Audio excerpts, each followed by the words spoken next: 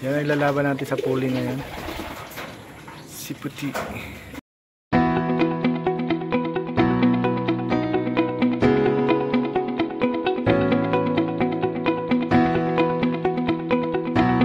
Yan, bali minomotivate natin si Puti. Si Puti ay motivated.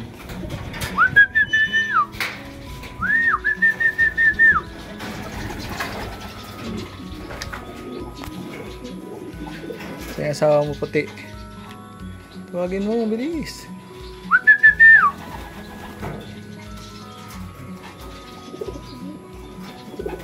Yun, yung asawa ni Puti.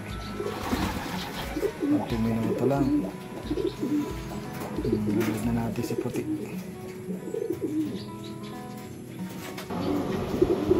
Ganda ang sikreto ng mga pogo.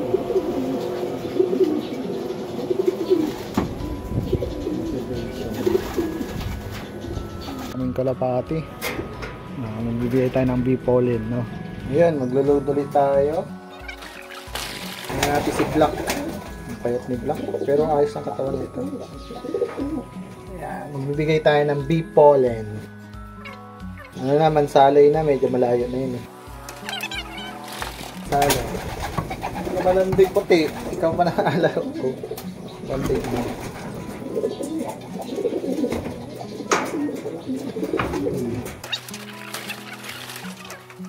Puro ano to, puro YB. Iiwan natin yung OMFC natin kasi babalik pa sila.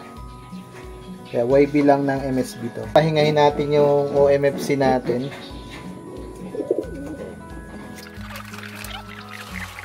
Anak ni Solo.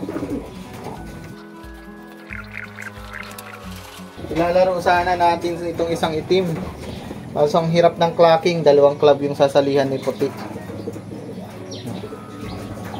Kaya isa lang isasali natin. Si Puti lang.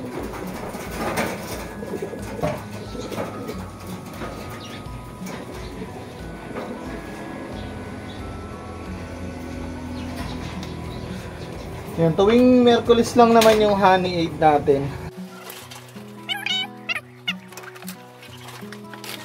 Likot ni Puti. Hindi ko alam kung bibilis yan bukas. Ang likot. Nabul dun sa asawa. Bali ito ay mga OMFC na. OMFC at summer. Ang galingan mo bukas ha. Bilisan mo. Yan o asawa mo. Bilisan mo ha. Yun yung asawa mo. Agawan ka.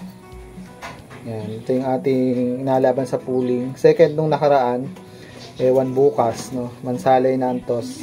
Iniwan natin yung MSB natin at summer, no? Ay, MFC pala. Kasi babalik pa naman sila, doon na natin ikakarga yan. Sige guys, pahinga na kayo. Karga tayong dalawa, bansod to. Ito, kapatid ni Solo. Ito ang isa. TDB rin to. Bad trip tayo boss. Hindi ko alam ang sukat na to. 1-1 tayo sa ano, sa bansod. Una pa natin klinak yung MSB. Hindi ko na alam. Medyo bad trip tayo ngayon sa Kalapate. Medyo yung dalawa nating training. Mabilis tong si Itim. Balak natin laro. Summer natin, move on tayo. Talo tayo mga boss. Ang laki ng partida. Sa distance, no? Halos kailangan natin mag-clock ng 2 minutes sa mga huling bagsak. Pero mabilis pa rin si si Puti. Kaya lang talo tayo sa patakan. No, kompleto na yung rohas natin. Tos ulit tayo bukas. Bali magpo-focus lang tayo sa derby.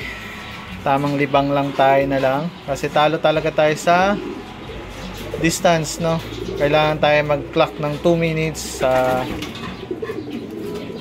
sa mga huling bagsak. Medyo malabo, mahirap. Sa tawid na lang tayo bawi. Pero yun nga, talo kung talo. Kasi talo naman talaga tayo. Ayan. Pero ayun, ganyan talaga ang buhay. Kasi ang speed ay magdedepende sa layo or doon sa air distance, no? medyo alangan yung location natin, no? Alam niya ng mga magkakalapate, hindi tayo nagadahilan, pero ganun talaga, kailangan mabilis ang ibon mo sa distance natin na ganun, no?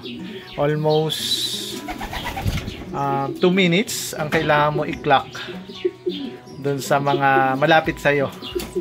Katulad langgang lang, malapit sa amin yan. Almost 2 minutes dapat makapag-clock ka sa kanila. Ayun, kailangan break away yung ibon mo. Malabo pa sa ano. Pag ismas siguro, no? Medyo ismas kasi nung Rojas. Pero yun, walang dahilan, talo kasi. Talo na lang tayo kung talo.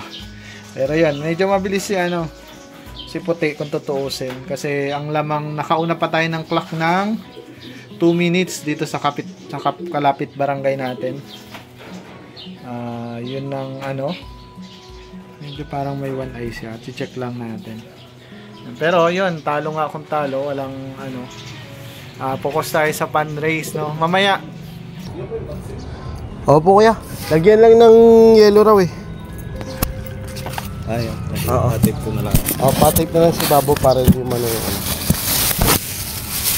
Ito pa. Kuya, mamayang madaling araw nandun din naman na agad eh, no? Sige. Salamat to. Patip na lang kuya Babo para hindi man yung lamig. Sige pa. Mating na yung pang vaccine natin sa Alegre, no? Galing Maynila. Medyo na-stress tayo doon. Pero okay na, may 4 tayong papabaksin. Tapos ayun, i-workout natin na mag-okay, no? Yung Alegre OLR natin. Bali next week natin papadala yung ibon sa Alegre. One loop race. Dapat bukas ang dala. Kaya lang wala tayong vaccine. Kaya bumili pa tayo sa Maynila. Medyo magastos at may stress. Pero yun, ganun talaga yung pagkakalapate. Ayan yung updates. Kompleto tayo ng toss. Salamat pari Ian Carmona sa pagtoss sa Rojas. Bukas toss ulit tayo. Halos araw-araw na. Ganyan lang yung pagkakalapate. Hindi na siya nakakatanggal stress. Stress na. Yan yung atin. Papaligo tayo ngayon para medyo ma-refresh sila. Maglalagay tayong tubig. Yun yung updates natin. Pan-race na sila. Baka hindi tayo sasali muna sa pan-race. At pooling, no? Medyo mahirap yung 2 minutes na advantage, no? Sa North naman, give and take lang naman yan. Sa North, tayo naman yung may 2 minutes na advantage, no? Depende na sa iyo yan kung saan ka lalaro, no? Na may advantage ka. No, alangan naman lagi tayong talo. Siyempre, kailangan maging matalino din tayo, no? Kailangan may mabis ka talagang ibon. Hamak mo 2 minutes bago ka maunahan mo silang mag-clock, no? Pag mga 1 minute ka na una, talo ka pa din. Ayun kasi yung sa distance ng location mo. Medyo alangan yung distance ng location natin. Yun lang naman. Wala naman tayo reklamo sa club. Salamat pala kay Press Bren sa pagbisita. Medyo na-stress tayo kanina pero okay na, malinaw naman. At kay Boss Kikan, Sir Bert, no? At sa kasama ni Boss Bren dumaan dito. Yun lang naman, yun yung ating disadvantage pag south, no? Talo tayo sa patakan nung distance mula Mansalay hanggang Bulalakaw Occidental, no? Pero sa tawid siguro, hindi ko sure sa tawid ng Katikla hanggang Iloilo. Kasi napansin ko na yung pan race ay hirap ako sa south. Hindi ko alam bakit hirap. Yun pala yung isang dahilan. Kasi yung distance, no? Kailangan mauna ako ng 2 minutes mula dyan sa Mansalay to Bulalakaw, dun sa distance, no? Medyo lugi tayo sa distance. Ayun, yun yung conclusion ko dun sa part na yun. Ayan, yan si puti. Kahit medyo mabilis ka, kasama ka sa guyot, talo ka pa din. Kung mas mabilis sila or dapat mauna ako ng 2 minutes, no? Ganun ka laki. Kaya move on tayo doon sa south. North siguro, possible kasi lagi tayo nanalo sa fundraise sa north kasi nga baliktad naman, doon naman tayo may advantage sa north. Ganun lang din, give and take lang din. Pero maraming magsabi dyan na yun nga, mga basher na mabagal ang ibon mo. Pero yun, ganun talaga. May talo sa distance talaga. Comment nyo below kung tama ako or mali ako. Pero yun yung nakikita kong dahilan, no? Yun, alam nyo naman yan kung naglalaro kayo. Ayan. Yun lang naman yung napansin ko, no? Pero salamat pa rin sa president ng MSB MPSI, kay Boss Bren, sa kasama niya kanina. Kahit medyo may misunderstanding, pero okay naman yan. Kay Boss Kika, sa president ng Bansud, no? Yun, move on ulit tayo, then enjoy lang natin, no? Salamat ng marami.